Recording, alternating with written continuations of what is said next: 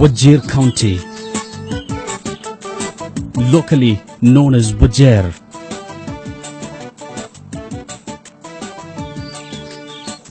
Sitting on an area of more than 55,000 square kilometers.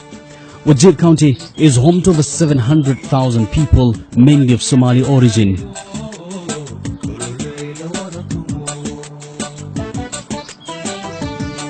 The main clans here being the Dagodia, Ogaden and the Ajuran. The mainly arid area has for years been prone to perennial droughts and conflicts over water and pasture, earning its place as one of the most difficult places to live in. But times are changing for Wajir.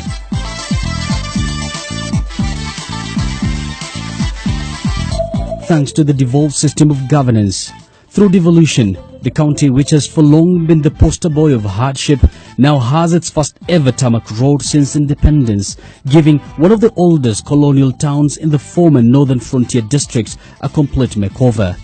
With a newfound confidence epitomized by one man, Wajir County Governor Ahmed Abdullahi, the northern Kenya County is ready for takeoff. Well, development, peace, equality and above all clan democracy is expected to take center stage right here in County 008.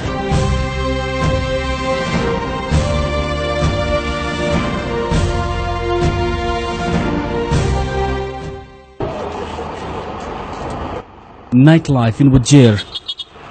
The glowing street lights and the booming business, a clear indication that security, which has for decades remained elusive, has now finally been restored.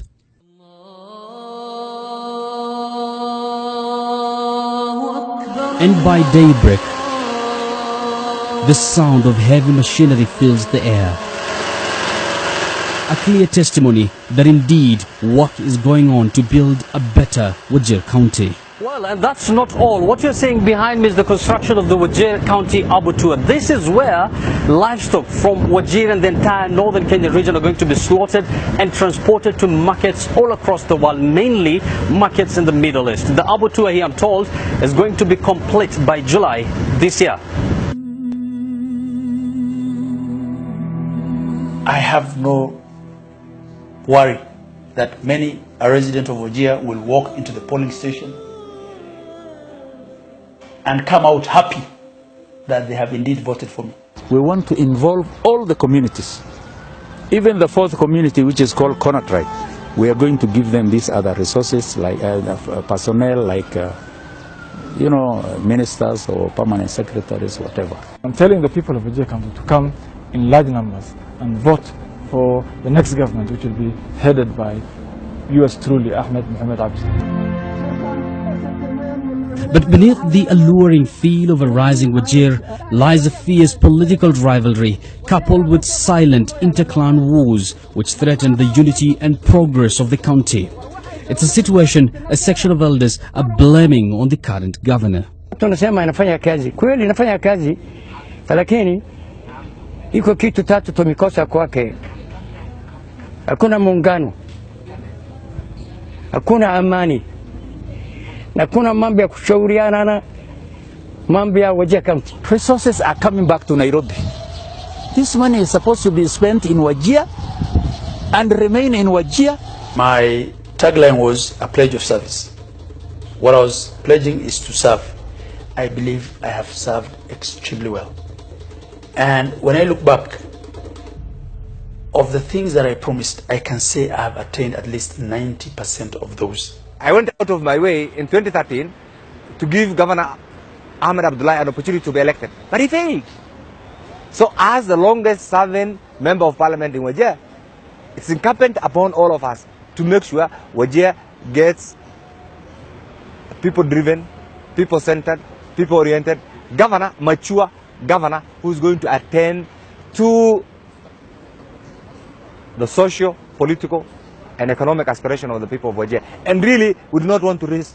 We do not want to risk. We do not want to gamble. That is why we made a conscious decision. A decision that has now sharply divided the leadership of the county, with every clan eyeing a greater share of the county's cake. He's been crucified for not being armed to state. Honorable Governor Ahmed Abdullahi is referred to as a rock or level-headed, and sometimes hard decision requires that firmness. You have seen some semblance of a tarmac road in Wajir. That was one of the most misplaced. Some people might be celebrating, but me, I'm not celebrating, I'm mourning. Wajir lacks water. Wajir lacks sewerage facilities. Wajir lacks drainage system. Which one will have been first? The governor was trying to balance individual interests of elected leaders, individual interests of clans, interest of communities, and the county electorate, people who elected them. Can you imagine that kind of balancing? It's very, very complex. Definitely you will expect fallout. A fallout that has indeed come to pass after several sitting members of parliament who backed Governor Ahmed during the 2013 general elections shifted their allegiance. I've been with the people, so I know what they like and what they don't like. So my friend, maybe that is his weakness, but he can develop. He's still relatively young. Myself, I'm over 60, 65. He's young, he's in the 40s, so he can learn. Maybe this time round he should just, relax. He was given 5 years. The people in Wajir have given him a red card. There's a difference between being firm in your beliefs, in your agenda, and being heavy-handed. I'm not heavy-handed, I'm not high-handed, I'm firm. He should just stay home and try to now improve on his weaknesses. But then he has not been relating well with the people. He has not been, they are politicians, whether senators or MPs and county reps. You have to relate. Even if you are going to bring development, you must consult widely and make sure that there's even distribution of resources. Na huwezi fanya kazi kama ufanye kazi na watu. Unajua unatendea kazi si ukuta, si miti, si wanyama, ni binadamu.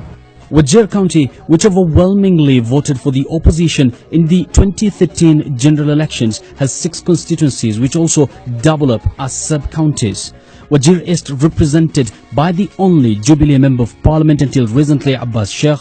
Wajir North, Wajir West, Wajir South, Tarbach represented by former Cabinet Minister Muhammad Elmi, and Eldas constituency represented by the region's long-serving and influential MP Aden Kainan. Most of the current sitting members of parliament have thrown their weight behind the governor's main rival, immediate former Kenyan ambassador to Saudi Arabia, Mohammed Abdi. 3 of them have already there, 3 MPs, members of parliament. That is Eldas, Aden Kainan, Mohammed Elmi from Tarbaj, Abbas, maybe you know him, Abbas KK from Wajir East, my former constituency when I was a member of parliament. These 3 are sitting MPs. With the leaders given their space and strength to make sure that everyone works in harmony in as much as possible without deviating from the agenda we set as a government. To get a feel of the local residents, I spoke to a man whose family has for years provided a lifeline for the people of Wajir town through their water well.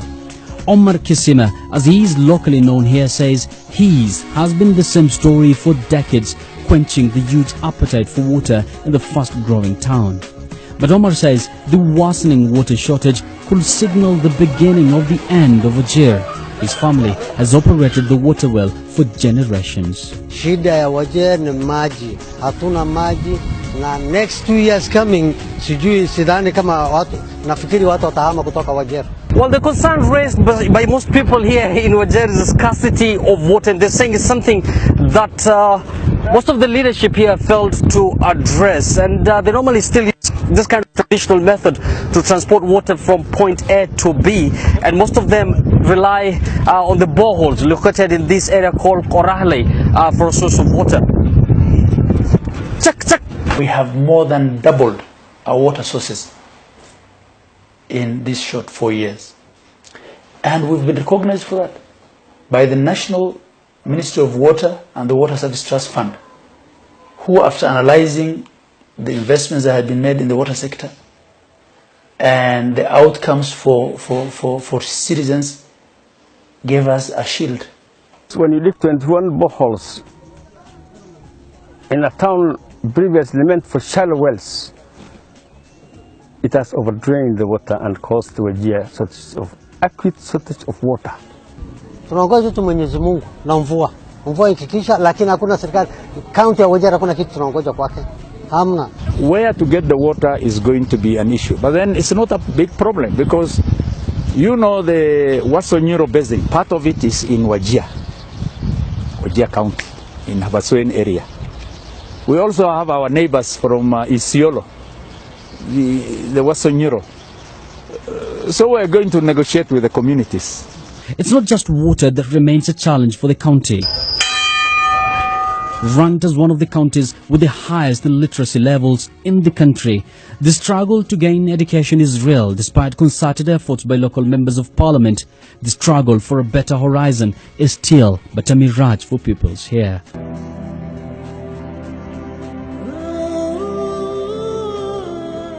Healthcare, access to water, as well as education are expected to shape the campaigns in the run-up to the August 8th polls. Majority of the people in Wajir are youth and women. They have not benefited very well from the county government functions. But manifestos and their agendas aside, like other elections, the outcome of the August contest will largely be influenced by the politics of clan. Already, the Fai community, which forms the largest voting bloc, has come up with a single candidate to face the current governor Ahmed Abdullahi, who hails from the Matan clan, who, like the Fai, is part of the Dagodia. Sisi naangalia mtu maarifa yake na tabia yake, unafahamu, na family yake. Unajua iko family nyingine wanapenda na mambo ya amani na muungano na tabia mzuri. I wish you would have got an Israelite who can provide fair, better leadership. We have kept him the second time. It is not because I want a Dogaden or a Dogaden, no. I wish you were the one and you give us better leadership. Will I give you the second time? What do you want is the leadership? With the Fai now gone, the governor has to rework his mathematics. Another dilemma is how the Fai plan to accommodate the minority Masare clan, who is set to clinch the Wajir East seat if they get the all-important support of the majority Fai in exchange for the Masare support for a Fai governor in Muhammad Mahmoud. On the other hand, the Ajuran, who are known to be the swing vote in the county, are said to have formed a coalition with the Ogaden from Wajir South to support Ahmed Mohammed for the governor's seat. If it works, the Ajuran-Ogaden coalition will definitely give the majority Fai community a run for their money. However, some Ajurans have openly showed their support for the other two main candidates. Analysts see a dilemma here as the Ogaden subclans of Makabul and Muhammad Zubair have never voted as a bloc, but speculation arrived they might do so this time round. Wakiwa wanatoka down Kenya, wakiwa ni Degodia, wasio Degodia, wakiwa kabila ingine, yote mimi nataka kura yao. Na mimi nitahakikisha ya kwamba nitaangalia maslahi yao kwa kuhudumia hawa vyema. Tumefanya mambo mengi mazuri ambaye imewafurahisha hawa. Leo Wajir inajulikana katika Kenya kwa sababu ya ugatuzi, na wako na fursa ya kuendelea na hiyo serikali nzuri. Wasibahatishe. We want to create opportunities for the people of Wajir. We want projects. We want to invest in projects that invest in human development much more than we will do for capital projects. But the unanswered question is, where will the negotiated clan democracy leave the current governor, who is largely banking on his development agenda to secure a second term in office? The ball is in the jury of the electorate in Wajir, who will deliver the verdict on August 8th, 2017. Yusuf Ibrahim, Counties 2017.